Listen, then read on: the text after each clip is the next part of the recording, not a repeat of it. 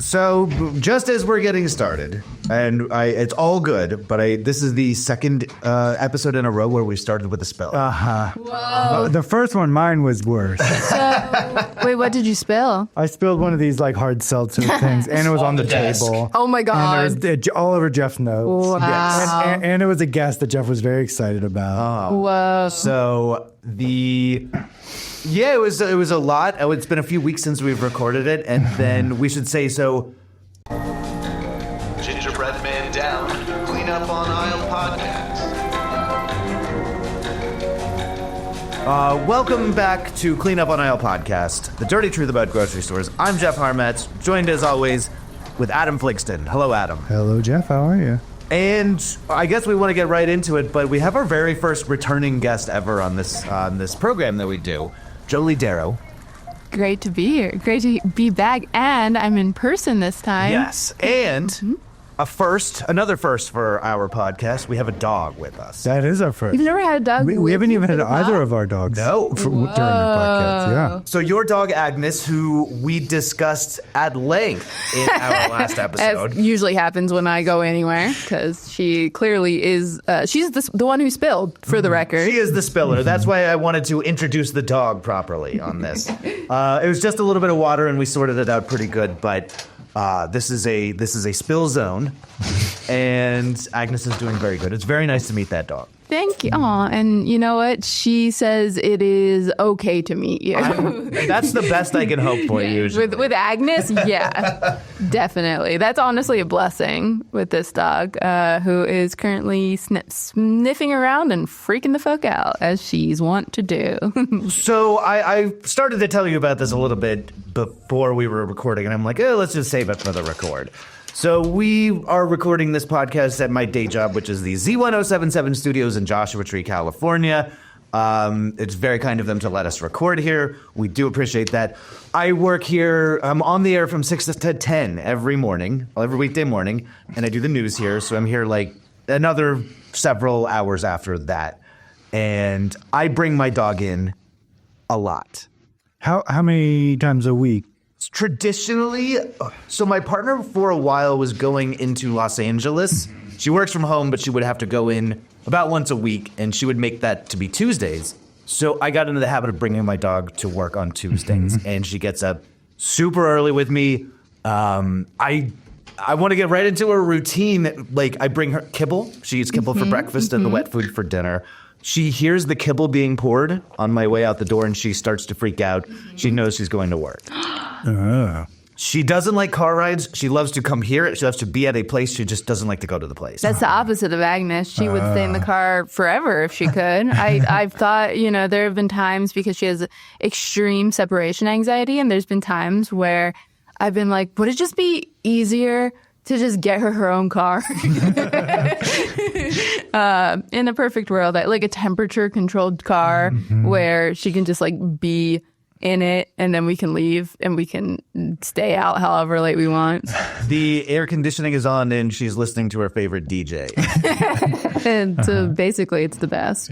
I had heard, and I want to get back to bringing dogs around to offices in a minute, but like, our great friends over at that Tesla Corporation have invented a dog mode for their car. Oh, yeah. Have y'all heard anything about this? I didn't know it was dog mode specific, but I knew that like that's the one. That's kind of what I was thinking of when I said like, but I wasn't gonna like say.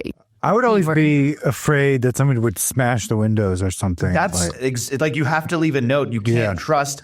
You can't trust a Tesla to do anything. When I see one coming my way, I like dive out of the way because I don't want to get run over as a pedestrian.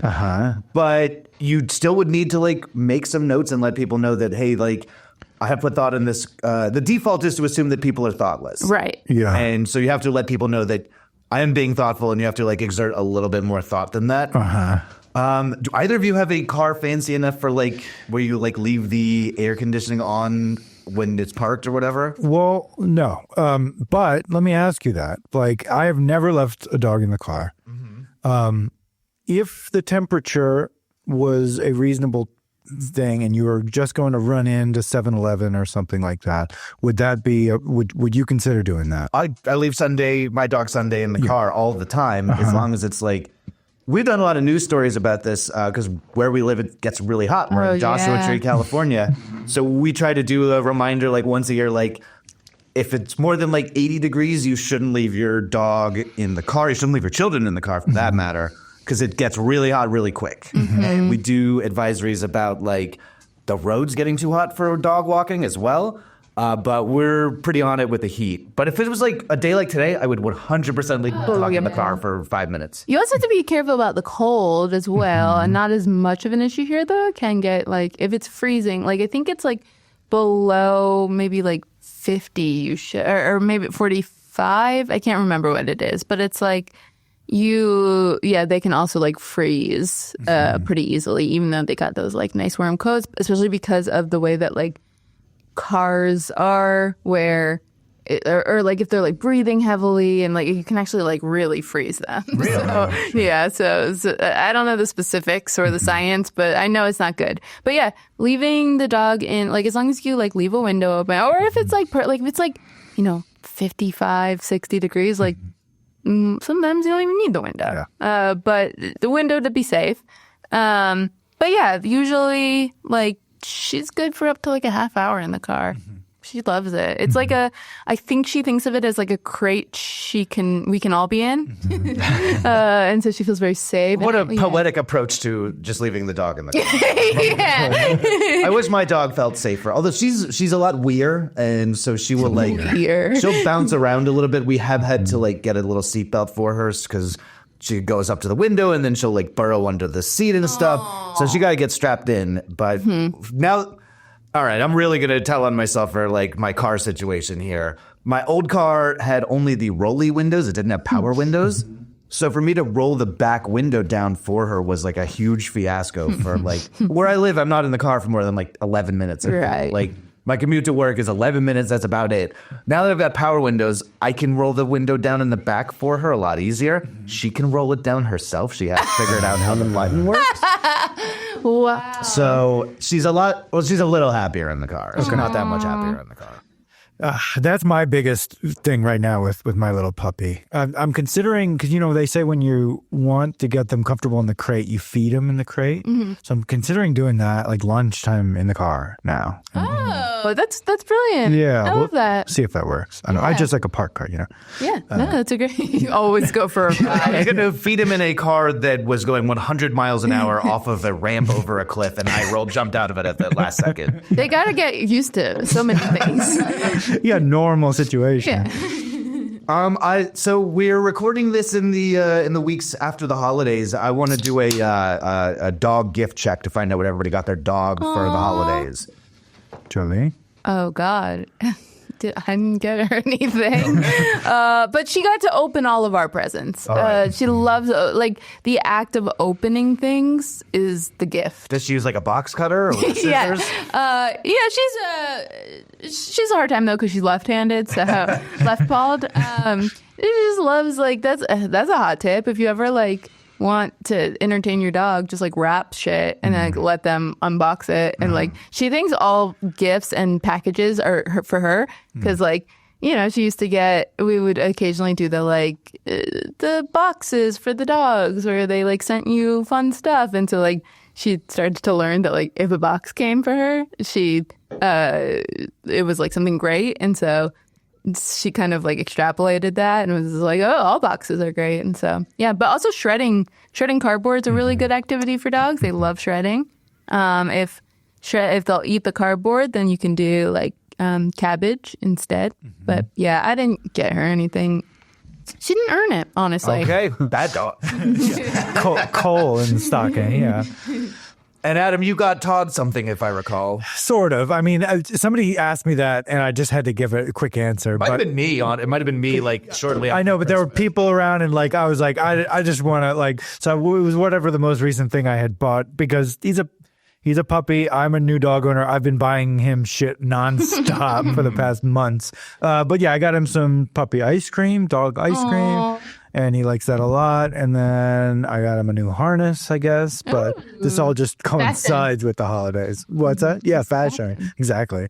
I did get him a dog hoodie, which he does not like to wear. My dog is very finicky, very hard to buy for. She's got a lot of tastes. We have a dog ice cream from Salt and Straw, which is like pretty high end for a dog. It's about as high end you can get. And my dog would not eat it, so we have like a little like teeny tiny carton that we keep meaning to give to your dog, Todd. So my partner is always trying to fancy up our dog. She's a little rough and tumble maniac, but she got her a designer sweater this year, a black designer turtleneck that has a white print on it that says "Best Friend." I believe it is from designer Bella Freud. Wow. So from great-granddaughter of Sigmund. All right, Agnes, we're going to their house here for Christmas. I don't think I got anything that nice from my partner. My partner is definitely the one that's buying designer clothes for our dog. So. Wow. I love that. So on the subject of having the dog here, Agnes has been quite quiet. Are we expecting to hear Agnes on mic at any point? We will hear her on mic if anyone does anything crazy in here. Like if anyone decides like, actually I need to leave now, or if anyone comes in, then yes, you'll hear her. It's Unhinged behavior for a person to do, to enter in or exit a room. absolutely crazy. I'm going to test it right now. Okay. Adam has gotten up. He's rolling the window down. Okay. Thank you. Was anybody here at the front door? No. Okay, but I appreciate that you remembered to do that. Oh, wow. She actually like chilled out, but she's also on clonidine. So like the normal behavior might not be as like extreme. But she did give Adam some intense side eye, and which she is queen of. Yeah, she doesn't like transitions. That's like the hardest thing for her is like, once I sat down where I needed to be and everyone else was like chilling, she's good. She's like, as long as I like know kind of the vibe, but then the second anything changes, like if you left, she would start screaming. All right. As long as nobody does a star wipe in here. Yeah. No one star wipe. No one Kiki cartwheel. What's the one on the toaster? Right. Yeah, Kiki is the name of the... the Kiki wipe. Yeah, it's Dana Carvey's brother's wife named Kiki. And she like pulls the shades down to transition from one camera shot to another shot. That's right. Well, then she cartwheels. She got the cartwheel. Yeah, we have a cartwheel. Yeah. This is going to show how fun I am, but what's the clonidine? What does that one do? It's not that fun. Don't worry. It's so it is. Clonidine is actually a heart. It's like a heart medication. It's supposed to kind of like slow your heart rate. I don't know if it's in the class of beta blockers, but it's sort of similar. It's off-label anxiety meds for dogs because Agnes has something called a paradoxical effect other like sedatives give her a paradoxical effect where instead of chilling her out, she gets fucking crazier and hungrier and she becomes a menace. So she can't do like Xanax or whatever, but she has this like, heart medication that like slows her heart rate and like makes her a little chill. Clonidine is also prescribed off-label for humans. Which yeah. I have been prescribed. Okay. And is it a fun one? No. Okay. I either take it if I wake up in the middle of the night and I want to go back to sleep fast because otherwise I'll be out for a while, or in the off chance that I'm having a real anxiety thing and I have time to actually take a nap, that you can take it, and then I would do that. I was prescribed clonidine first, like before Agnes ever was. And so when they're like, and we're giving this to your dog, and I don't take it because it knocks me the fuck out. But it's great. She's prescribed it because if I want to get knocked the fuck out, I can just take her clonidine. So it's great to share pills. The reason I was asking if Agnes was going to pop in on our podcast is my dog Sunday has a... people enjoy it, but she has a bad habit of we do the weather live, we do the news live, and my dog will bark through the weather in particular. Why weather specific? It's usually the timing of it. It's like it happens at 7:04, 6:04 every day or whatever. So that's like when she's excited, she'll sit in the window like a cat, and if somebody walks by the radio station, she'll start howling. I've had to. So we do the news one time a day and we record it. And so it's like a very important 10 minutes where hopefully the dog doesn't bark. So I've like started to distract her, I guess. I try to put together like complex situations for her to solve to get treats. What's a complex situation? So we've got like this toy where it's like an apple and it has pockets in it. And then you put treats in the pockets and shove a worm in there. A worm? Yeah. Like a real? No, like a stuffed worm. And so I huck that into like a far part of the radio station. And so she has to go find it. She has to go get the worm out of it and then eat the snacks. And then she's pretty chill. She knows she's going to get a treat with around 7:04 every day that she's at the office. That's when we do the news live. And it's been a pretty effective situation so far. That's great. Yes. That's good. Yeah. Sometimes they just need to keep their brains busy. You know, that's good. Like I was hoping that when I came in, there'd be a complex situation, but honestly, just staring it at them. Not so complex. My dog is a part terrier. So anything that's like small and like a small rat or whatever, it's the opposite of chilling out. He will lip out and start swinging it around. So I've tried to give him those little treat pocket things. My dog threw don't up. She just threw up. Okay, there we go. Oh, should we maybe hit the pause on Yeah, that? that's part. I'm so sorry. All good. Worse has happened in this dogs in this radio station. Yeah, good. All right, you got bit. What? You said you got bit. A bit? You said you got Oh, bit. yeah. Well, I got bit. Are we recording? We are recording. Yeah, I got bit by the original station dog, who's Sweet Pea. She's a little teeny tiny poodle terrier mix. I went to pet her, and she, like, snapped at my fingers, and I yanked him away at the last minute. That was at, like, 9 p.m., the first time I ever met Oh, Sweet Pea. my God. And then the person who had my job previous to me used to bring her golden retrievers into the radio station. Well, Retrievers. multiple. Yes. And on her last day, one of them did a huge shit in the like control room where all the radio is made. Wow. That's what I want to do when I quit my job. But if you're just, well, you're obviously still around. We had a incident in which Agnes puked. I'm sorry to out Agnes on this. Okay. Here in our Now she's asleep, so I guess it's what she needed. But I grabbed out of the refrigerator, I had left a plastic grocery outlet bag, which we use to discard the pukey paper towels. And I was going to ask everybody, when it comes to mopping up dog puke, paper or plastic?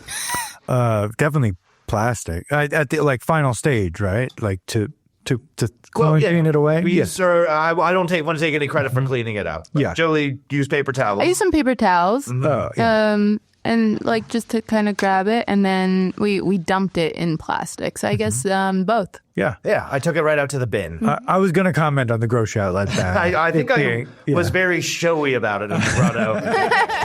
Is that We're are a they supermarket. sponsored? They're a sponsor of his other show. In my daily life, I am a spokesperson for grocery outlet, but Oh. it's grocery content. It's grocery store content. It's grocery store content. And it is one of our favorites, I would say. It's unofficially. Yes. Yeah. So, Jolie, you are joining us in the studio. You're visiting Joshua Tree I right now. am. You're staying in Yucca Valley. Yes. And when you are traveling, so you're here with a friend, you're in a vacation rental, like a house, not a hotel. Mm-hmm. Are you cooking or are you eating out the whole time? Like, what are you doing about food while you're in town? Well, okay. Here's my normal strategy. Is like I'm an eat out person. I'm an eat out person in general. Like my partner cooks all of our meals, and if that wasn't the case, I would either eat less food in general, or I would like have way more like quick. I'm not a cooker. I don't cook. I don't like it. I don't like cooking. If it's like a really nice big kitchen and there's a lot of dishes and a dishwasher, it kind of changes the game. But it's just not my natural status. So like usually if I'm going somewhere, I'll bring like maybe a box of cereal or like some instant coffee or something, so to make sure that like I can get out of the house to like go get food.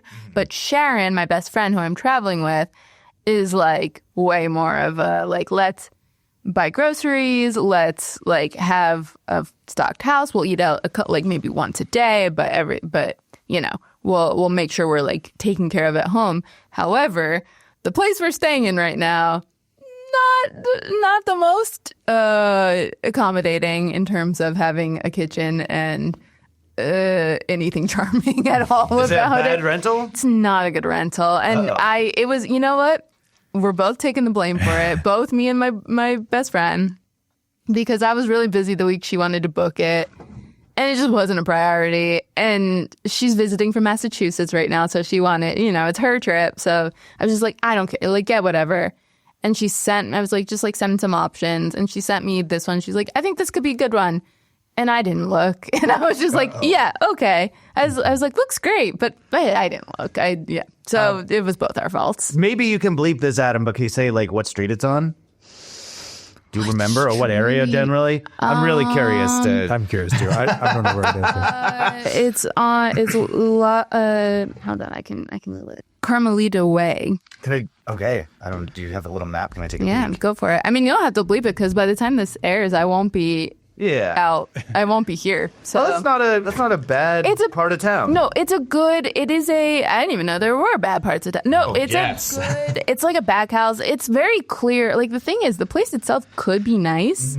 They just have not put any thought into like making it like a comfortable, cute, chic, like, not that that's what I need, but like it's giving like apartment you move into, like the boy apartment first after college. You know what I mean? I can picture the exact refrigerator. Yes. It's a very specific like bachelor refrigerator. When I was buying a new refrigerator at the hardware store, I was like, You're like, give me the bachelor one. we thought about it. My partner was very insistent. Like, we bought our house together a couple years ago, and she's like, I would like to have like nice gear. Yes. So my parents were very kind to get us a washer and a dryer to my lovely. partner's specifications. And she hated a refrigerator. The refrigerator eventually died. I don't know if I've told this on the podcast. We knew it died because I made a big thing of clam chowder from scrap. Oh, no. And then we ate the clam chowder and got super sick for a few days. Oh, God, no. That's the worst thing that could have been in there.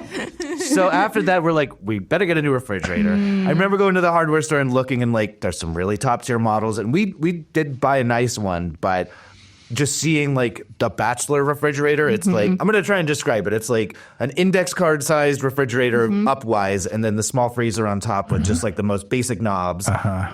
And they're like $150 or like $200. Like, I'm surprised they're not more, honestly. They might have been a little bit more, but I was like shocked by how inexpensive those were compared to like just the next tier up. Right. Yeah, because it's literally for people who are like, I just need to keep things cold. It's for landlords. It's for landlords, 100%. It's for landlords. It's the landlord model. The bare minimum refrigerator I can provide to my shitty tenant who I fucking hate? 1,000%. Yeah, and it's like, and the same thing with the washer dryer, where it's like, I'm convinced that I don't know if this is a thing that dryers do, but I'm convinced that like the dryer we have in our rental, or like in my real rental, is just like tearing holes in my clothes. Like, it's just like 100% ruining everything I have. And that sucks. I saw a really good TikTok that was like, rent should go down every year because like everything else depreciates. Like, why does rent go up? Like, everything in the house, like if you had new carpet, it's not new anymore. Like, I think it's, and I like that take as a perpetual renter. Yeah. So you are in this place in Yucca Valley, near Joshua Tree. That's the town I live in, which is, the next town over from Joshua Tree. Have you been to any of our local grocery stores? Not on this trip. I'm sure in the past I have. Okay. I try to visit the desert like once a year. All right. I think probably Grocery Outlet is the one that we went to. That's likely. I was trying to explain to Grocery Outlet to somebody. I think our mutual friend was in town over the holidays, and I was mentioning Grocery Outlet, and he was like, "What is that? I don't know." He's from Los Angeles. He lives in have that? I thought we had one. But they're hyper specific neighborhoods. There's not one in like Highland Park, maybe. There's one. Yes. Definitely one in Highland Park, one in the Valley, one in like South LA. But I took our friend to it, and he was pretty impressed. He's like, "Oh, this is like pretty nice and fun and good." I think he was expecting it to be like a schlock hole. Yeah, just outlet. Yeah. Smart and Final is what I expected it to be like. Okay, well, Smart and Final's doing a different thing. I know. I don't know if this is the appropriate place to talk about this, but if not here, when? Yeah. I had a pretty wild grocery store week. For New Year's Eve, I wanted to make a porchetta. Are y'all familiar with what a porchetta is? No. It is a... Sounds like a girl pork. Like porkette. It's like a specific cut. It's like when you keep the loin on the pork belly and you roll it up with herbs and fennel and citrus and then you roast it in such a way where the skin on the outside of the pork belly gets crackly like a chicharrone, essentially. And it's like a roast, like you slice it up and serve it to a bunch of people. And I could not track down pork belly, like uncut pork belly. Like, you can buy it slim and That's the sequel to Uncut Gems. uncut pork belly. How does she, jams? She says uncut jams. Jams. Yeah. Pork belly. But I think I went to like 4 different grocery stores on one day, and then I even went back to the grocery outlet that I started at the first time, but it was down the hill far away. It was like a foreign grocery outlet to me. So I did grocery outlet. I did Cardenas, which is a Mexican chain.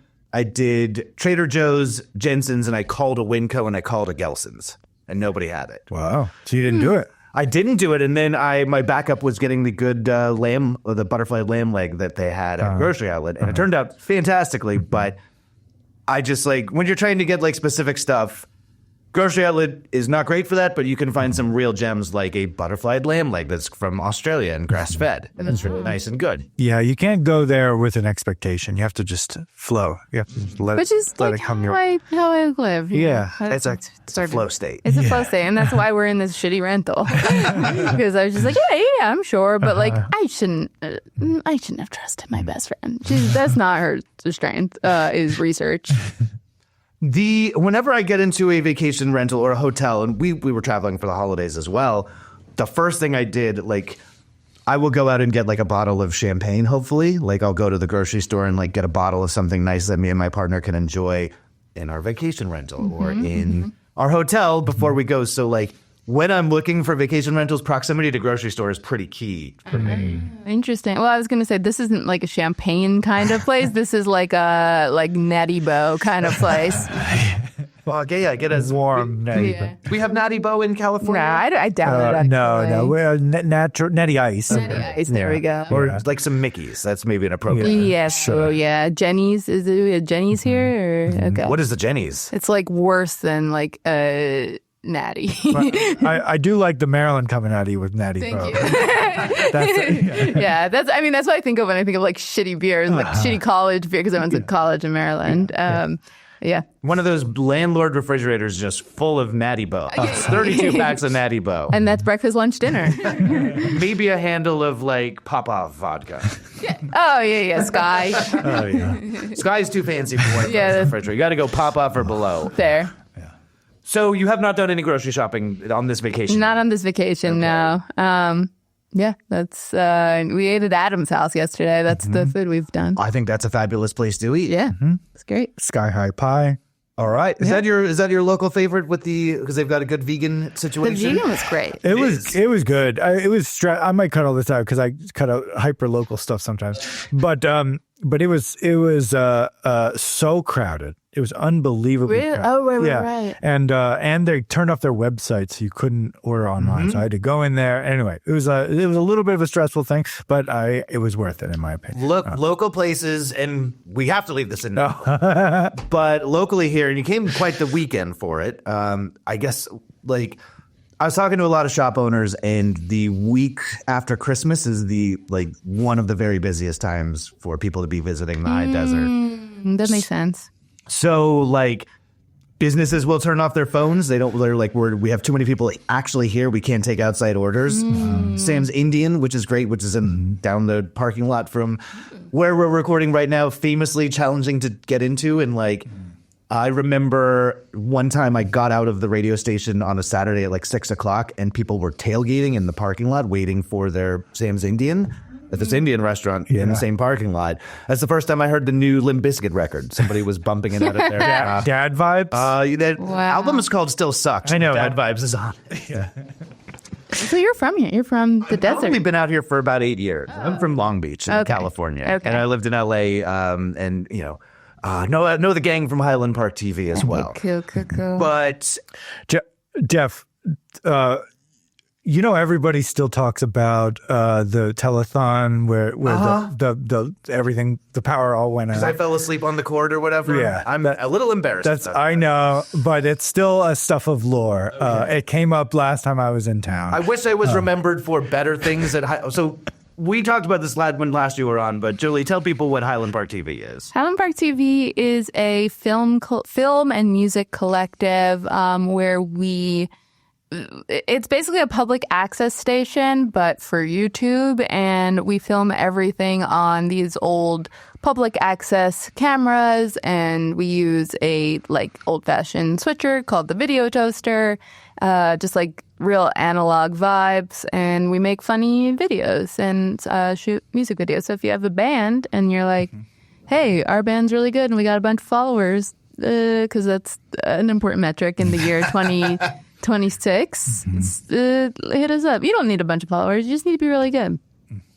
But I used to contribute a lot to it, and I thought I made some great contributions to the community and to the culture. And I'm only remembered for one time I fell asleep and knocked over a cord or something. Well, yeah, so power up. This was our infamous 24-hour telethon, and to Jeff's credit, everything should not have been plugged into a single cord. Yeah, talk to the fire department about that. I'm trying to save everybody from burning up in an electrical inferno. Right, and also the cord was running across the walkway aisle. So but it was. And Jeff got a little toasted, a little bit drunk, yes, and very, very tired, and fell asleep sitting up in a chair, and then kind of tipped over and fell onto the outlet and unplugged the cord. Wow.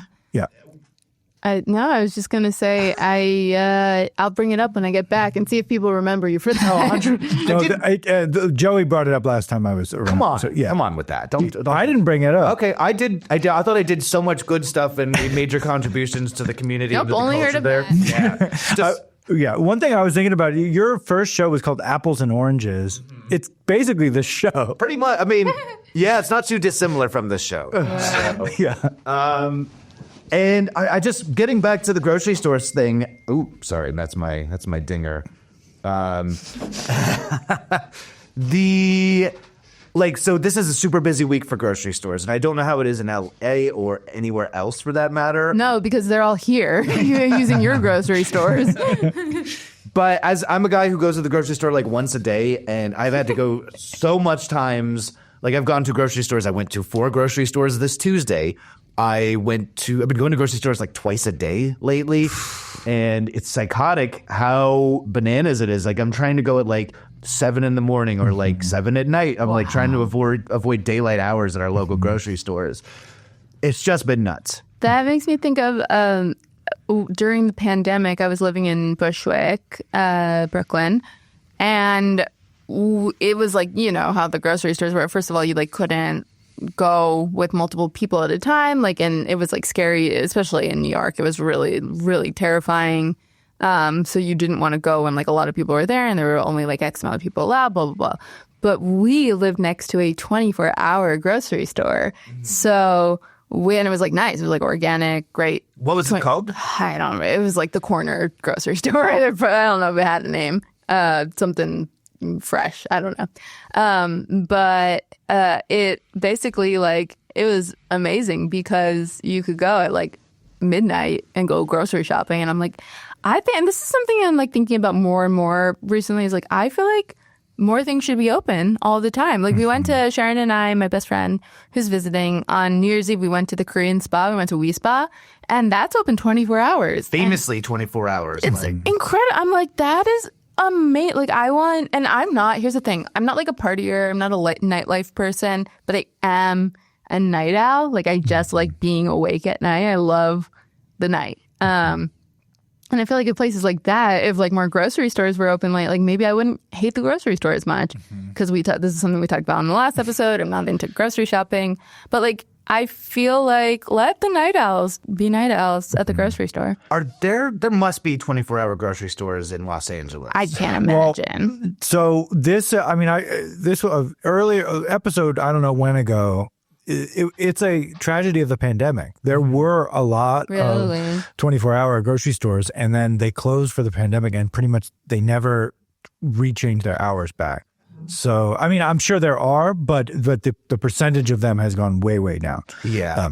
when I was in New York, I would do a lot of late night shopping, and I think even in my early LA days, but I don't know if like our local economy here, even at our busiest time, could sustain 24 hours.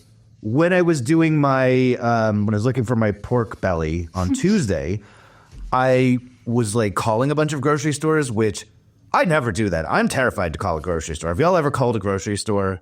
Just because it takes a long time? Well, I'll just say that real quick. I was looking up at the Winco, which is I think it's a national chain. It's like a co-op chain.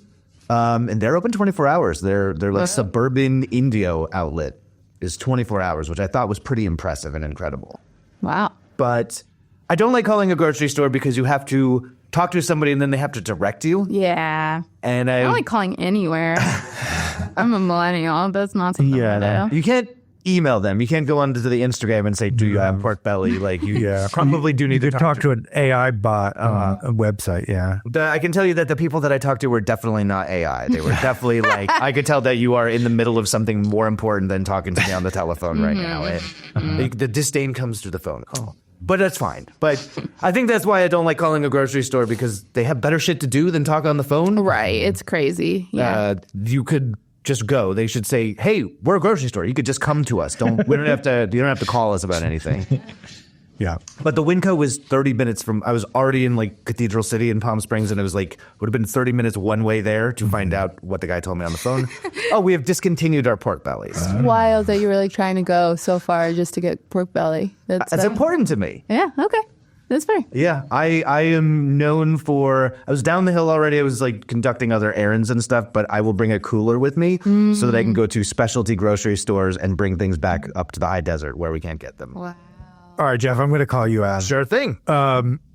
Many times on this podcast, I've talked about random vegan items that I get. And I've noticed, and you're allowed to do it. I love it. Little quips, almost like, why would you go to such extent? Like the one that I remember is, I was like, oh yeah, I went to wherever it's called, San Gabriel Valley, to get fresh tofu, and you were like, oh, it was the terroir, which is a funny joke. Don't get me wrong, it's a funny joke. But then meanwhile, you're driving an hour to get artisanal pork belly. I'm just saying, yeah. I think it was maybe making fun of the terroir of the tofu. It was a funny joke. Okay, I don't think I would make fun of anybody for driving for a specialty ingredient. I've done that. I'm a very impressed. We've talked about this on the show where you tracked down that flat of tofu during the pandemic, and I think that's one of the one of the cooler of tofu. Yeah. There's actually a very good restaurant right by LAX, Ayara Thai. Everyone should go there. They're popular. And first couple weeks of the pandemic, everything was closed, and I could not find tofu anywhere. Oh, shit. So I messaged them on Instagram, and they were so sweet about getting it from some supplier. And they sent me like, oh, do you want this one or this one? Do you want organic? They were so nice. Yeah, it was great. I love that. That's great. And that's the opposite of like what you're talking about with there's good out there. Yeah. I totally think that you should drive to San Gabriel Valley for specialty ingredients. I think I've done literally that. I did do that, by the way, when I was in LA. I got tofu that was made that morning. Awesome. And it was so fucking good. Next time I visit, I'll bring you tofu. I'm so happy to bring you tofu from Los Angeles. Yeah. That's, if there's one thing I can do for you, that sounds like that's a good one. Hell yeah. I would love it. And remind me, like, fresh tofu is better in that it's just like fresher? Okay. That's pretty much it. Fewer preservatives, and it's just been made like very soon. But also fewer preservatives, so it goes bad faster. So did you eat it when you were in Los Angeles? Well, so that's the thing. Yes. No. I was driving back, so I cooked it, but I bought... So they ate it on the road? I bought I bought 2 things of soy milk, and one of them went bad before I finished it. So. You need to get a cooler. It took me a long time of living in the high desert where we don't have access to such good things that I'm like, if I'm driving a long distance, I should put a cooler in the car so that I can get ingredients and bring them home. So... speaking of like conveniences and stuff, I think it's time to dig into the topic. Yay! But Jolie, Adam and I had a quick meeting before the show. We pitched this to you. Less than 24 hours. Yeah, less than 24 hours ago. Cashback. Yeah.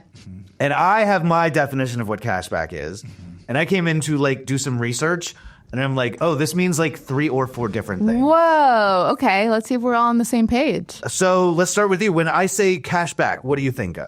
Cashback to me is when you are like at a grocery store and you pay for the items. If you're paying with debit, you can do cashback, and you can get like instead of having to go to an ATM, you can get money back. There, and then you don't have to pay ATM fees, and like it saves you.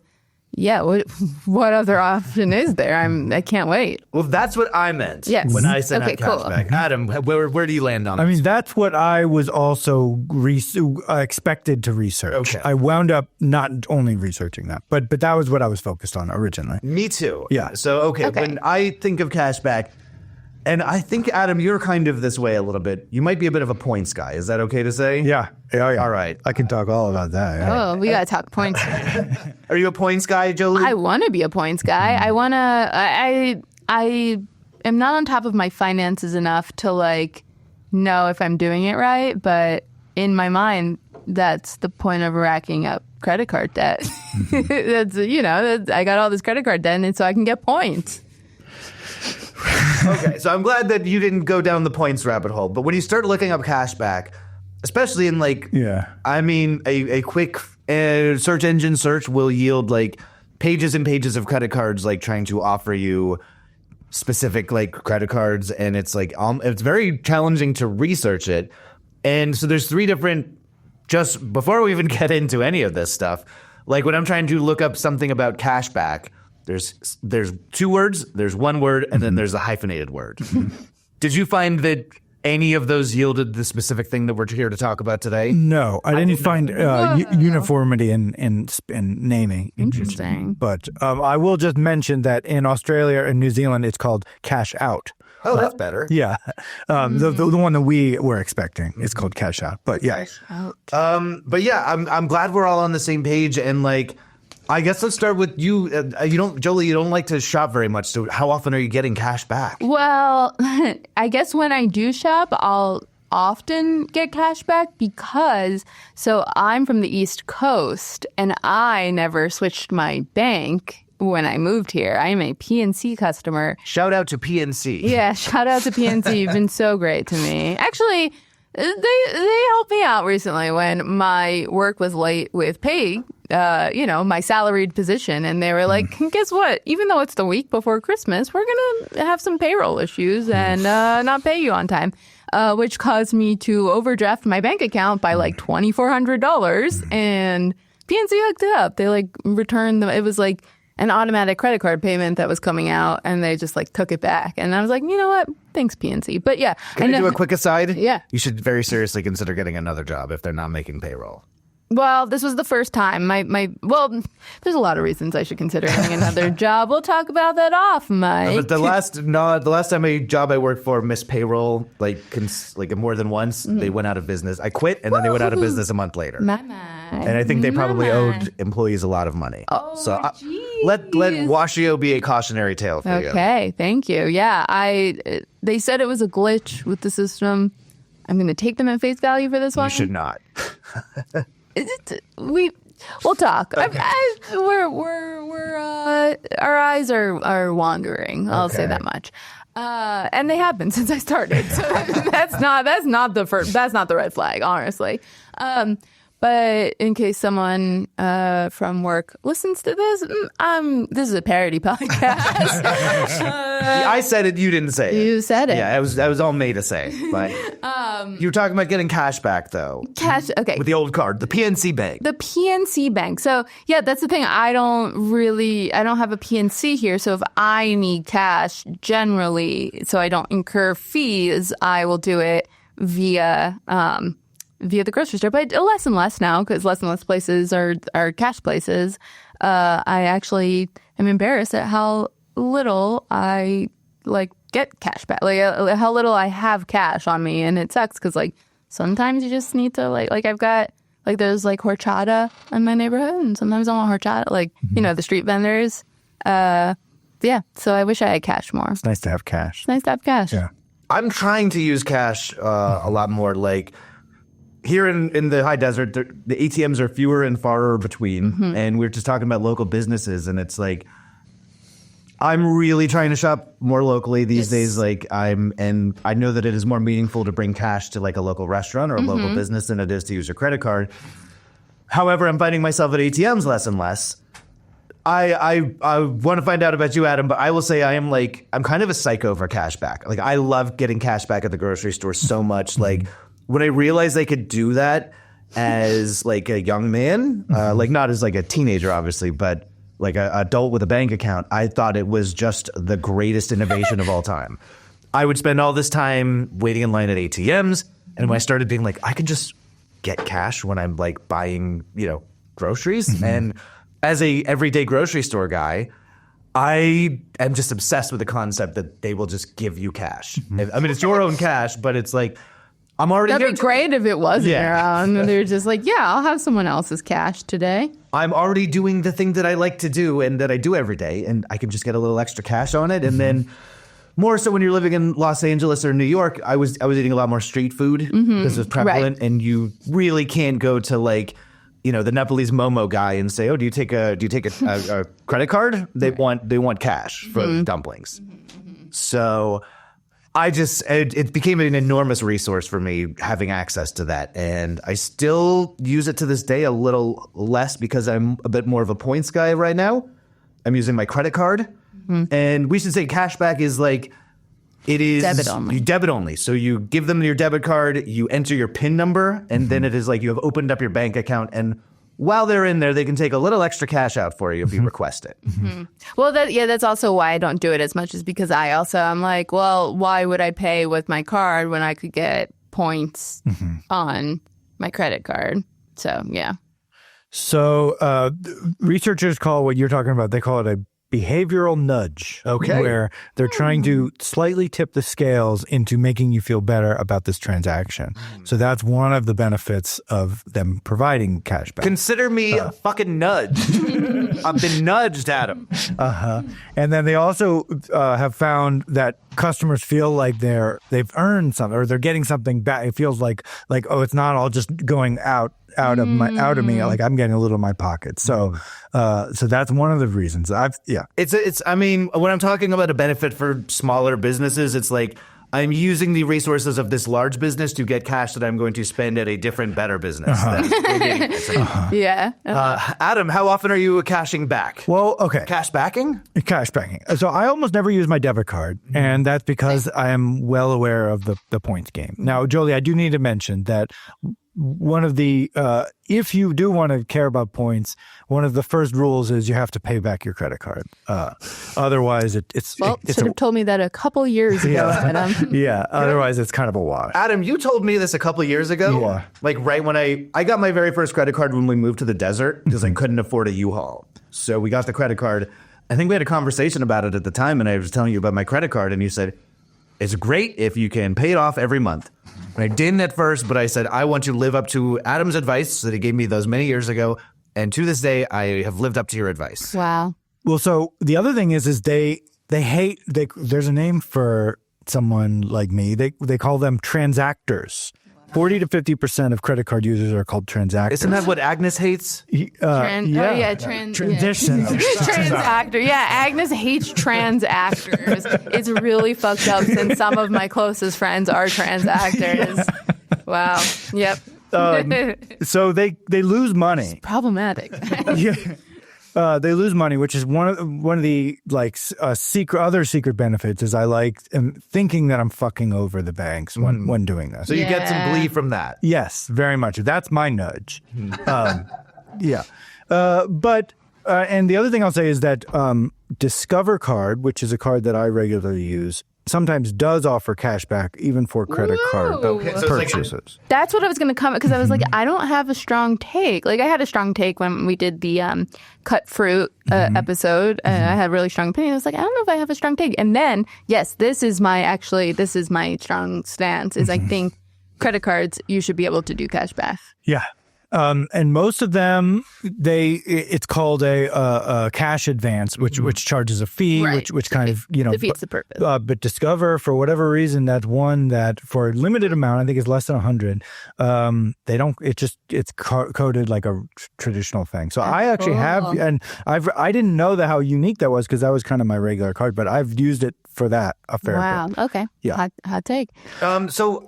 And again, what are y'all using the cash for? When you are getting cash out, like doing this cashback thing, like it's 2025, you can, even these like Tibetan, Nepalese dumpling vendors are probably taking credit card or Venmo at this point. Yeah, for sure. So when you're getting cash, like what are you getting the cash for? Yeah, I don't even know. Like, I guess random farmers market stuff where you just kind of know, like, and I'm going to get into this, but they have to pay small fees for credit cards. Not Venmo or Zelle, as far as I know, but for credit cards they do. Actually, they do. But never mind, I take that back. If you're a merchant, you do have to pay a fee. Venmo, like when I did my pop-up, we took Venmo, and we were never officially like classified as a commercial business, but it's still Peter Thiel getting a taste. Yeah. You don't want that to happen. Right. Yeah. So that would be the reason I don't use cash that much, even in those situations, because it's such a precious resource that I like when I need it, I want to have it. So I don't know. But every now and then it's cash only place or something like that. Yeah. For me, so I, for work, have to go to a lot of like hotels which sounds like I do sex work. I don't do sex work. I would if I left this job, if I needed to. But it's like, so I can tip the valets. I like do a lot of interviews for press junkets for like the studios, and they usually have them at the hotels, and it's like it's always valet and it's free parking, but I always feel bad. And then sometimes they'll have a Venmo account and you can tip them that way, but everyone appreciates cash. So that's the biggest thing. And then the other thing too is like, I don't know. It's nice to have for if you see like unhoused people and or someone asking for money. It's like obviously much better to be able to give them a little something. Totally. Absolutely. Mm-hmm. Yeah. I think Chris Rock does a thing about this. If you're like at an ATM at 2 a.m, you're up to nefarious stuff. Yeah. You shouldn't be able to get out more than $500 at 2 a.m. from an ATM. And I always am like, I'm getting cash. I feel like a little scoundrelly with all this cash in my pocket. Interesting. Well, that's big Visa trying to make you feel that way. Yeah, that's true. The thing I just remember what I was going to say before, which is something we said we were going to do but have not acted on, is I wanted to start taking out like some cash every week. Like, things in the States aren't the best, and I think having cold hard cash would be much better. And so we've talked about like maybe we take out like $50 a week or something and just kind of start keeping it, having a little go bag. But that we haven't done it. So if you're listening, you're like, oh, she got a lot of cash at her place. No, we don't. Do we want to get into a little bit of the history of the cashback thing? So I found a really interesting article about cashback from a modern perspective. It's a column by David Lazarus from the LA Times in 2019. This is the only actual reference I could find to the origins of it. He just offhandedly remarks that consumers have been receiving cashback at supermarkets since the 1980s, when British retail chain Tesco realized providing cashback reduced the amount of hard currency on hand, the expense of transporting money to a bank. Did you find anything to back that up? That was the same. I didn't read that article, but Tesco in the 80s is the same information that I found as well. It seems like, and you tell me because this is your podcast, but I'm noticing a pattern, at least from when we did ours, that like things seem to really change in the 80s. Like, and have you found that that's the case with grocery stores? Like that's when like a lot of the big changes happen? 70s, 80s, I feel like more so than 60s and 90s. Would you agree with that? I don't know. 90s had a lot of like the rotisserie kind of stuff, a lot of the weird stuff that 90s. So yeah, I mean, there are big changes every decade, but they're hyper specific. If you think of like computer stuff, that was all happening in the 80s. So it's scanning barcodes and stuff like that. Well, the reason I think that this information might be obscured, like I went through like official like Tesco corporate histories to see if they like had any pride in inventing cash backing. Wow. And they're so hung up on the club card, which they also invented in the 90s, that kind of overshadows any other accomplishment maybe they made in the decades prior. It sucks to be so great. What a burden.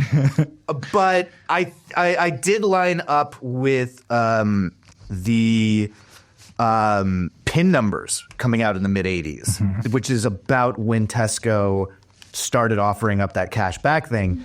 And I think once you have a more secure way to open up that bank account, maybe there's some legalities or some policies where it's like, well, if they entered the PIN number, we know it's them, and then you could give them a bunch of cash. Wow. Yeah, it's harder to get claim fraud or transaction, whereas credit card's super easy, and check, which was a big thing at that point, was super easy to just have someone fake it. So yeah. So how, and maybe you looked it up in your research, how does it work? So like, does it, so they give you the money, so you go into your bank account and it approves, and then the person at the cash register gives you money, but then does the grocery store get like a big check afterwards? No. Or it just like comes literally right from your bank account? Like you're just saying, hey, my food was $80. Add another $80 onto my thing and give me that cash back. And then give it to the grocery store? Like it's never going to the grocery store ever. No. The grocery store is paying a nominal fee, though. Just like how they pay credit card fees to the issuers, they're also paying. Interesting. But it's less smaller. Yeah, it's a lot smaller. It's like 21 cents or something. That's a number I saw for like a more modern approach to it. Yeah, it's like maybe 10% of the credit card. That's fee. surprising that they would want to offer that and pay for that, though. You know what I mean? Well, they were saying it's just like it's such a benefit. Like, I mean, this guy, David Lazarus, says like this has been to the interest of both consumers and the merchants because like that means people have more cash to spend. There's more reason to go there. And like there's always ATM fees have been around since the 70s, I think. So this is like a way to like circumvent the ATM fees. Like we offer this free service. Come shop with us just like Jeff Harmatz does. You can get your cash and do it all in one go instead of like going to a different place where they're going to charge you money for it. That makes a lot of sense because it's like, yeah, if I need cash, it's like, well, I'll go buy something. But like, I'm never going to buy something I wasn't going to buy anyway. Yeah. But yeah. Well, so this is how my research started to get pretty deep. Is once you start to look at basically everything we're talking about, including even club cards and stuff, but also the other cash back where you get points. We're looking at like civil war that's happening constantly between merchants, between the bank itself, between Visa or MasterCard who are like overseeing the thing. And everybody is trying to pay less to the other person. And they're also trying to, if possible, add a little hidden tax onto the consumer as well. Always. So it's just this constant like battle where everyone is nudging each other to try to get a little more for their side. And Everybody's got to get their taste at it. Yeah, that's right. We all are Peter Thiels now. We all want to be Peter Thiel. That's right. And just in only that way and no other legally, I don't want to get sued for saying Peter Thiel. Yes. You can get sued by Peter Thiel. I'd love to get sued by Peter Thiel. What a story. What a story. Comedian, interviewer Jolie Darrow gets sued by weird billionaire. What a good story. I was very, very, you might get sued for calling him weird. Okay, great. Come at me. So in 2010, there was the big Dodd-Frank bill, which was the big financial bill that is controversial for a lot of different reasons, sometimes praised, sometimes criticized. When Obama sold us all out, guys. That was the one. Yeah. And in case I wasn't paying any attention to politics around then, just tell me what that means.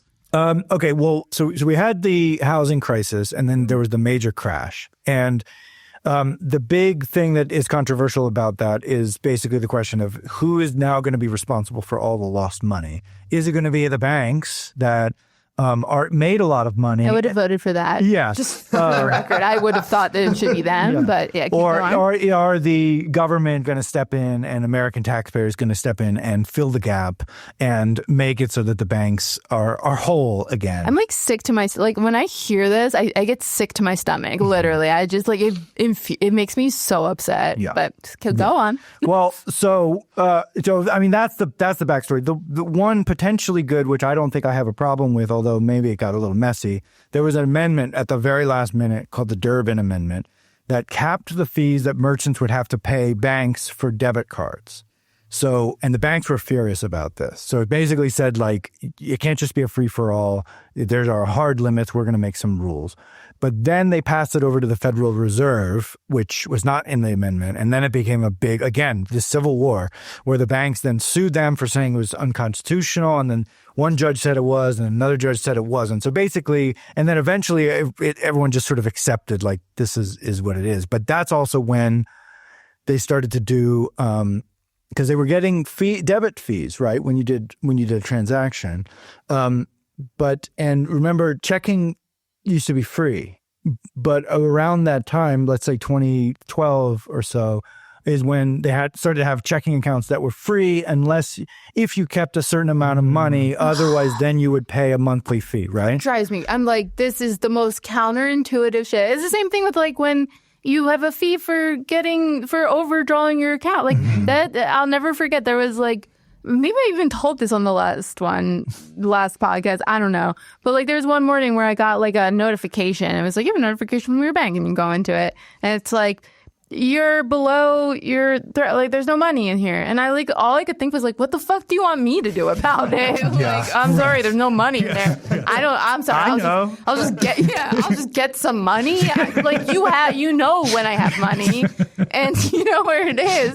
I don't have any. It's like, you know I don't have money. I know I don't have money. Stop telling me. But then they charge you a fee, and it's like, why? You know I don't have money. Why am I getting a fee? It's to encourage better behavior. Jesus Christ. What is it? The lash, not the treat. Yeah. Yeah, that's right. Like, the stick. Yeah, not the nudge. Jesus Christ. Yeah, so that's... So, didn't know this topic was going to make me so angry. So do you want to get into like the present or the future, or do you so the reason I thought of this for our show, and I think we're getting into this like... So I left Los Angeles at around 2017, and so we've got different grocery stores here in Yucca Valley, 29 Palms, Joshua Tree. We were in Los Angeles over the summer. We stayed at, I forget the name of the hotel. Is it the June Hotel, not too far from LAX? That's where my partner likes to stay for work. Hotel June. And it's right next to a Ralph's. And so I went down to the Ralph's, and I said, I'm going to get some champagne, and I'm going to get some cash out. So I have cash for the night. Mm-hmm. And that's what the Australians call it. They call it cash out. Get the cash out. Yeah. And they charged me 50 fucking cents to get my cash back. From the grocery store? Browsed it, yeah. And that is a new thing that was started to be implemented at certain grocery stores around 2018. Mm-hmm. And I was livid. I'd be livid too. And I was like, I need to go 50 cents? to get your cash out. So this is a new thing that Ralph's is a Kroger brand. So if you're outside of California, your Kroger stores are probably going to have this fee. Apparently Dollar General has been doing this a lot. $1.50. $1.50. I saw $1, not to $1. Yeah. So it's specifically targeting people with the least amount of money. It's the same thing as like charging people who don't have that much money for the checking account. The checking account. That infuriates me. This infuriates me. It's all so bad. And when are we going to fix it? Well, there's not. Let me tell you, it's getting better. Oh, wait, no, it's not. So this article from 2019 from the LA Times, David Lazarus writes about this phenomenon at Kroger. Mm-hmm. At the time, he did reach out to other grocery stores. He reached out to like Safeway and Stater Brothers. I'm looking for the thing here. And he says no other stores have this plan to implement it. Again, this is 5-6 years ago. I still haven't seen it. Like, what I'm seeing a little bit more of, instead of the fees, like at our local Stater Brothers stores, it's a minimum. So you can't get cash back unless you spend $5. Oh.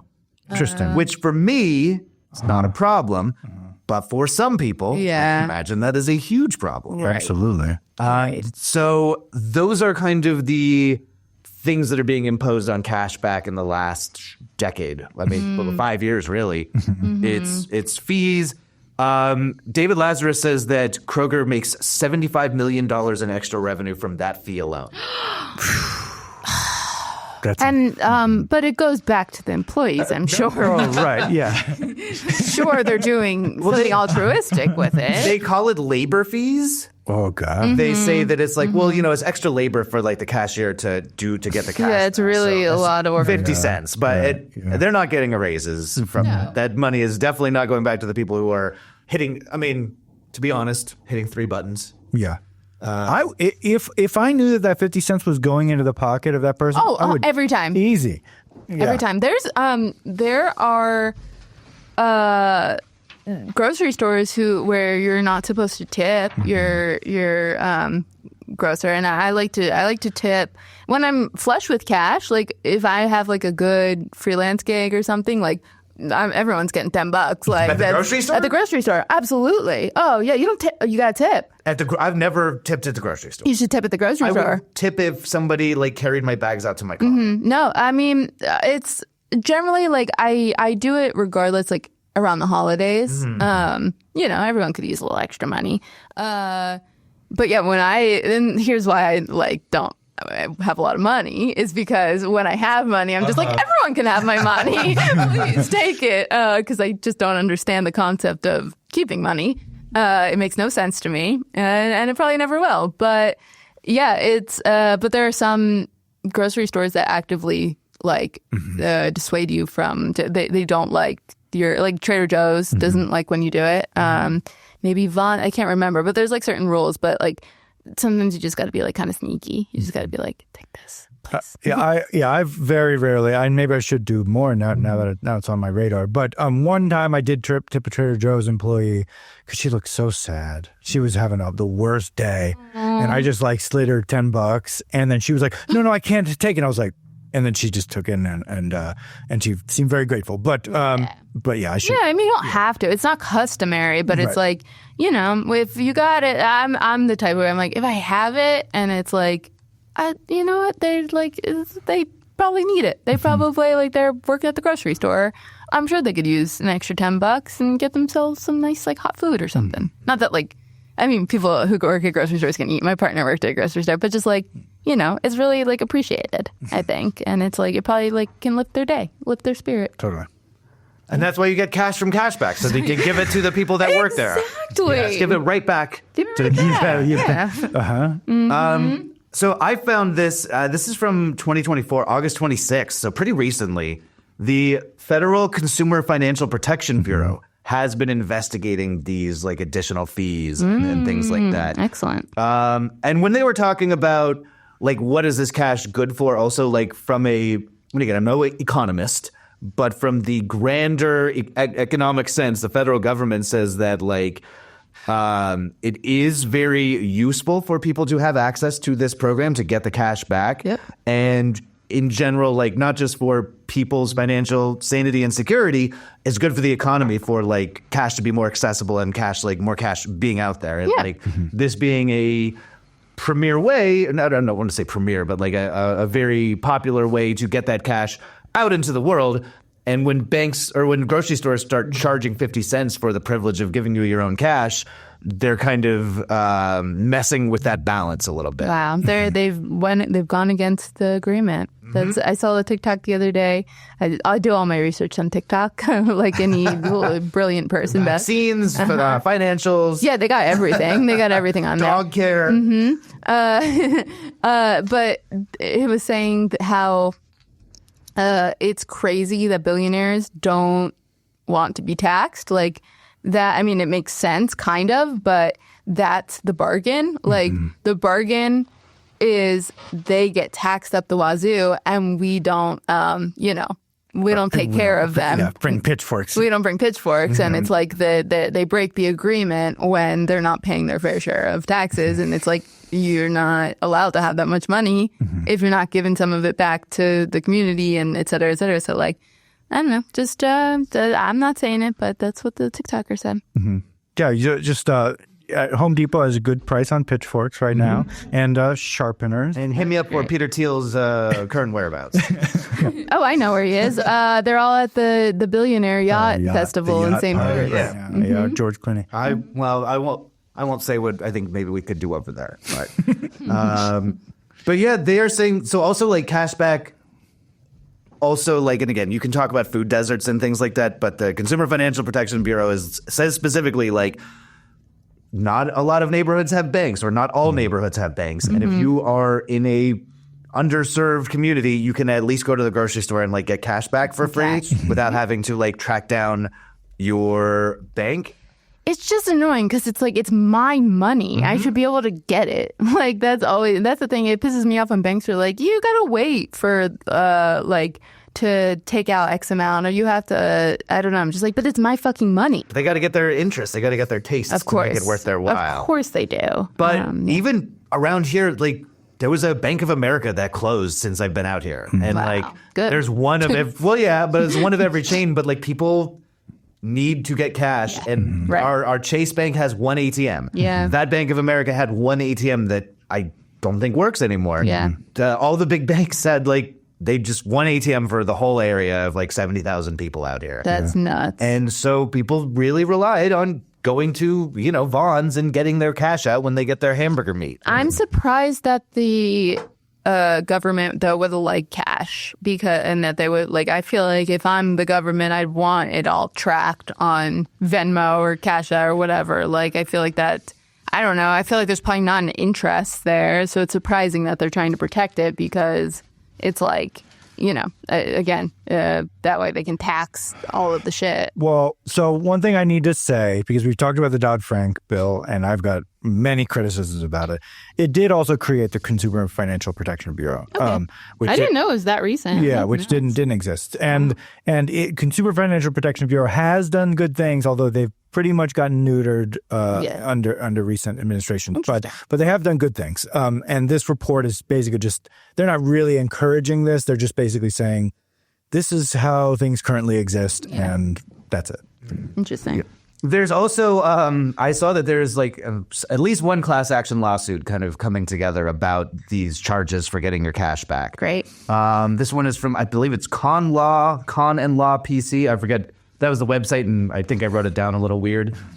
But they're literally saying if you're a California consumer that has been assessed a cashback fee or a convenience fee, you should sign up with us because we are going to do the class action lawsuit. Okay. This is like not allowed what they're doing. And I agree. All right. And like I want my damn 50 cents back from when I was buying champagne at the Ralph's by the airport. Yeah. Literally. Hot tip, everybody. There's a website called classactionrebates.com. Yeah.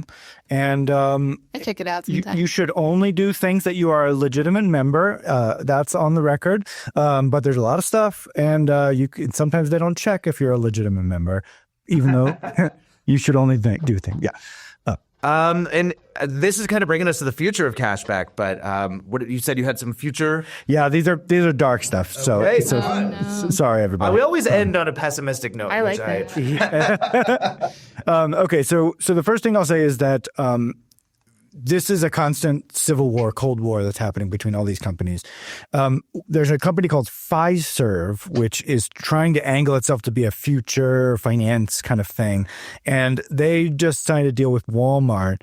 And basically they're trying to undercut Visa. They're trying to get around Visa and MasterCard fees. So they're trying to make their own thing. And presumably, because it hasn't fully launched, they're going to nudge people to want to use their system over Visa and MasterCard. So we're going to start to see potentially less dominance of Visa and MasterCard and American Express or whatever.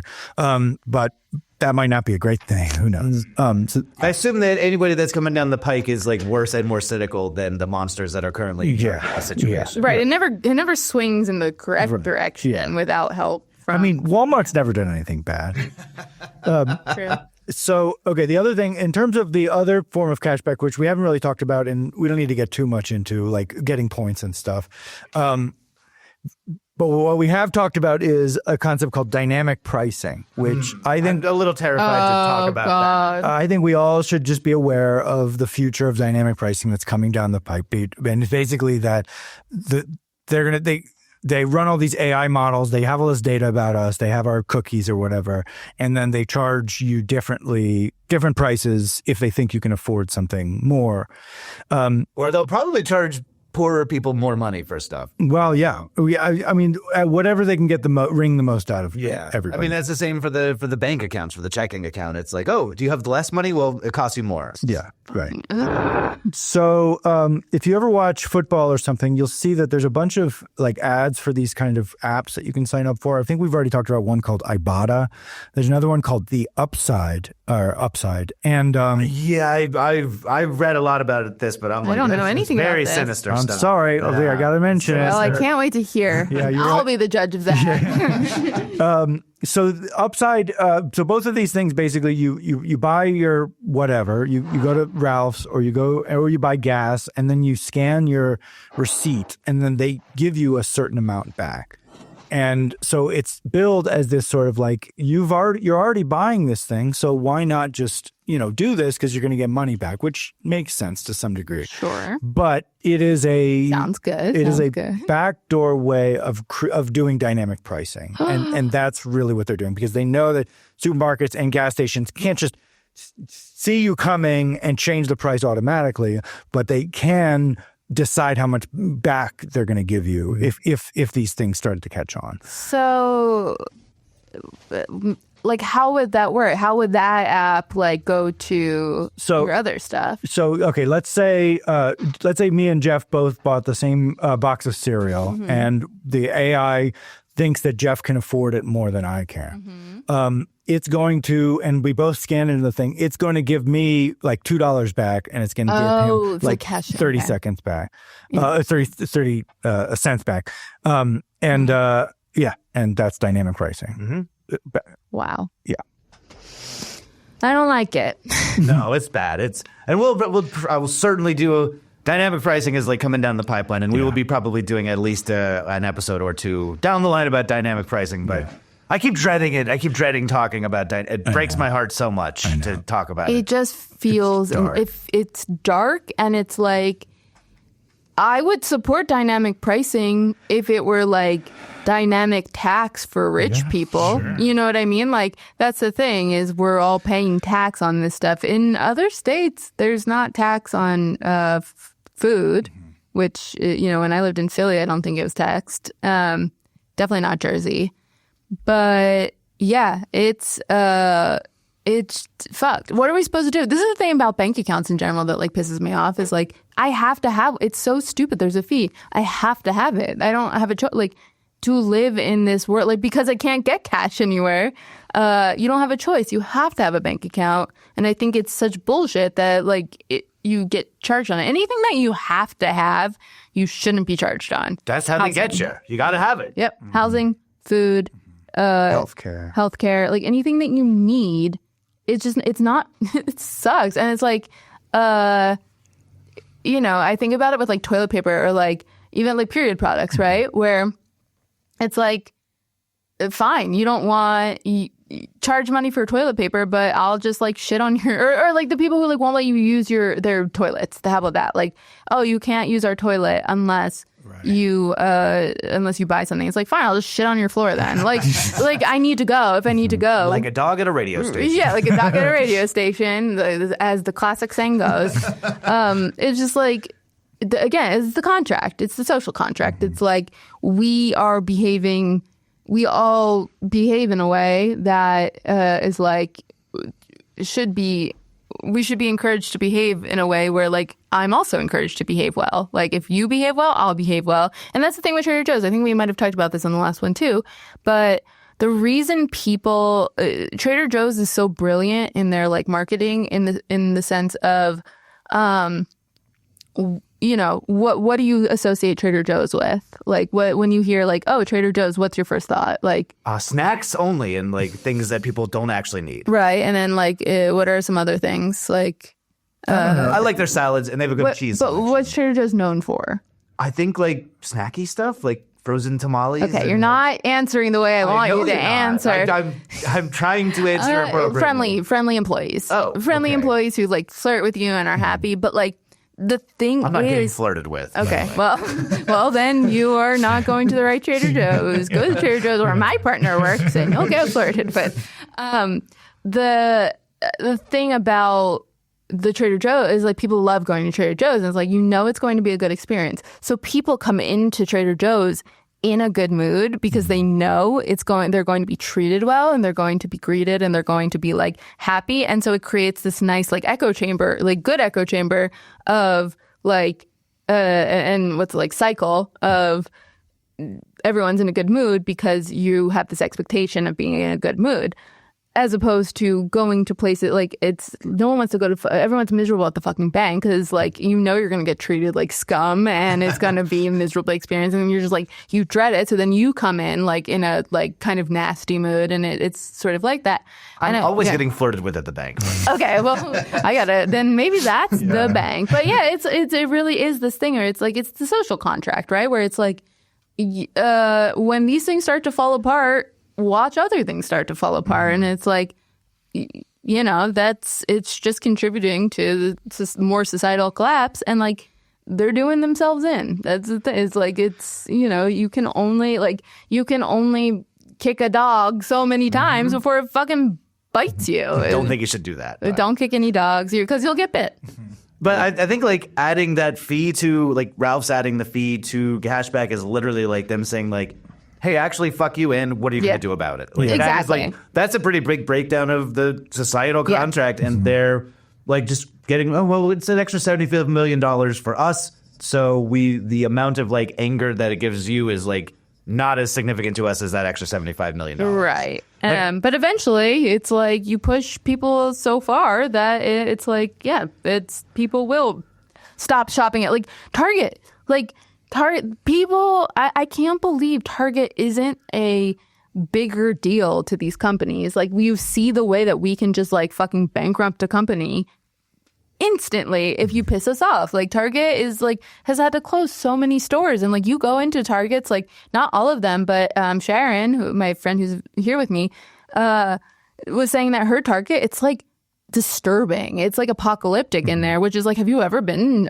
an apocalyptic Target? I haven't. And it's like, it's because they lost all their money because consumers were like, well, fuck you then. We're not going to shop there. And like Amazon, they say that they had their biggest year ever, but it's like, because shit costs more. I would doubt that more people shopped on Amazon this year. That's happening with all the big pharmacies right now. So Rite Aid's almost out of business. Yep. Walgreens is not doing well. And it's because they have 2 employees when you walk in, and everything is locked behind a shelf. So Andrew has, my partner has a conspiracy theory that the things being locked behind a shelf, they only lock the cheap things back there, so then you're forced to buy the more expensive things. And I'm like, I think that is a actually super plausible concept, because like I would rather just get like a shampoo that's $1 more than wait for, and I'm like, wow, that is so fucked. Well, we talked about this with Beth when we did our episode about what's locked up, but I think you think this as well, that it's like, let's just make it so bad that no one shops there, and then the investment fund managers can drain all the clothes, get bankrupt, say nobody's been shopping here anymore. We don't know what we're. Well, they blame shrink. They blame poor people for stealing. Exactly. Right. Well, they're just draining the company essentially. Can I end us on a Reddit a fun note? Yeah. It got dark. It got dark. I didn't think that this is what was going to happen. So I found a Reddit thread which is full of people who work at grocery stores complaining about people who get cash back. And it's called Retail Hell, and we love the people that work at grocery stores, but a lot of the people in this thread, in particular the guy that started this thread, is a huge asshole. Okay. Jabronyville 2, he says, what is it with the empty-headed morons and getting cash back on their purchases? People are obsessed with it and try to turn stores into ATMs, especially the elderly who appear to just drool at the sight of physical cash. Almost as soon as the store is open, old ladies are asking us for cash back on their purchases. I just don't understand why he has a problem with it. That's the thing. Is like, what? Why? Like, again, 3 buttons. Like, what? Yeah, nobody should have to do that much stuff at their job, especially corporate jobs or whatever. But this guy is just mad about like having to deal with old ladies and give them like $20 bills. Let them have their bills. Yeah. It's like they're losing their loved ones every day. Probably let them have their cash. Let them touch it. I still remember the week my company got rid of cashback as an option. Oh my God, people were mad. Old ladies were just shaking with rage. And the company had to reverse course. Sounds like they just don't like old ladies. I think that's the issue. I think it's an ageist thing. This is a guy in the same thread who is saying he's like pissed because on Sunday mornings and Saturday nights, like people are coming in to get cash for the local flea market. And he's like, oh, just have to give everybody cash back for the flea market. It was like, yeah, that's the thing that you're supposed to do. That's like good. Yeah. You should be supporting the flea market people and like, I don't know, it's a parasitic relationship or like a symbiotic relationship where the corporation brings the cash in, the flea market guys can get the cash. I think, to me, it feels like we've all worked shitty jobs, and it sounds like it's just a shitty job, and it's like you can't let yourself be mad at the environment or your boss or whoever, because it's like then you have to think about how much they're stealing from you and your life and your existence. And so it's like easier to just be pissed off at the inconvenience that someone like I've done this, right? Where I used to I had a customer service job selling or doing like customer service for a vitamin startup or something. And it was just like me and my coworkers would just like hate on the people who are like who forgot about their subscriptions, right? That was the thing. Like people would call and be like, I forgot that I have this subscription. Can I? And then like we would be like, we can't. They're not responsible enough to like. It's like I'm the person who forgets about my fucking subscription, and then it's like, can I have my money back? I forgot about this, but like, it sucks to work, and it sucks to work for not enough money, and it just seems like a good scapegoat for their anger. Yeah. And old ladies, they're not on Reddit to fight back. So. In the same thread, here's a good one, and then I want to end with like the silliest one ever. I think great. But this is like it's not. Well, I'll just read it. She used to work with a woman who was in an abusive relationship, and she had to like squirrel away money, and her husband would like keep an eye on ATM stuff, but wouldn't look at the grocery store receipts. So she used like cashback to like build up a nest egg to leave the abusive guy. Wow. Yeah, that's good. Grocery stores for the win. Yeah. And then this is my favorite one. It said, I had someone try to get cash back at the library once. Here's my card for my $2 fine, and can I get $100 back? Wow. That's really funny. I love it, but it's like the librarian was like, we do not have $100 in cash. It's a damn library. We're not giving out 20s to people. That's so like funny. I love, and libraries have a very specific place in 21st century society is like, a support system for a lot of people, but I just love the idea of like going in. Oh, can I get $100 back for $2? It gives me an idea though. I'm like, maybe they should have like free like ATMs. They're like no fee ATMs at the library. That's actually a pretty good idea. Well, yeah. Libraries are doing enough. Librarians are doing enough. Okay, fine. I agree that should be a thing, but separate from libraries. Postal banking has been a big thing that has been promoted. And what's postal banking? Like doing bank type services, cashing checks at the post office. Oh, interesting. Yeah, but and there are proponents for that. I don't know, the positives and negatives, but that's something that people talk about. On the tip of the library not doing cash back, where do y'all think that you should be able to go and get cash back? I could just be a place that you go to a lot. What? My local watering hole, the Tiny Pony. I wish I could get cash. Sure. Where should I be able to get cash? A shop and a beer and a $20 bill. That's perfect for me. I'm gas station, like not going in, but like just from the pump. Yeah, why not? I think some of the gas stations where you have to enter your PIN, they do give you the cash back option. But you'd have to go in. You have to go in. No, I'm talking just like right there. Well, like if you set up to do banking, like the gas station while you're pumping turned into an ATM machine, you can do a transaction while you're waiting. Great. That's what I'm saying. Monetize that peaceful 4 minutes when you're filling up your car tank. Yeah. Not this Jimmy Fallon ads. Oh God. Where else should you be able to get it? This is a fun game. my house. There should just be like an ATM at my house. It's just maybe I could create one, just like my own little personal, like take a bunch of cash out, and then when I need a little cash, and then cardboard box. Do you have like any money that you forget about? Like I have like a Cash App that has like I don't know, a couple $100 in it, and it's like it's lovely because it's like if I'm really low on money, I'm like. The Cash App. I've got, and like it's just like it's fake money. It's like it doesn't exist. It's just like it's fun money. Yeah. I forget to cash out my Venmo from time to time when people are using it to like, I'll pay for lunch, just Venmo me some money. Right. I'll forget about that sometimes, but I don't like Peter Thiel getting too much of a taste of my money, so I do try to keep it away from him as best as possible. Agree. And I won't say anything else about Peter Thiel because I don't want to get sued. Adam, where else do we have the Cashback? Where are you shopping a lot? I'm shopping at places that probably already have Cashback. Yeah, I don't have a great answer for that. All right. Maybe the library or the post office. Sky High Pie, maybe they could give you Cashback when you get your pizza pie. Sure. Best Buy should have Cashback. I feel like that's where I go, like physically, to buy things the most. All right. Well, do we have any more on Cashback? No, I think we about covered it. All right. You really got me pissed off. I didn't think I would be. I was like, Cashback, simple. Yeah. Well, Jolie, thank you so much for joining us again. Thank you for being our repeat guest. Thank you for bringing our first dog.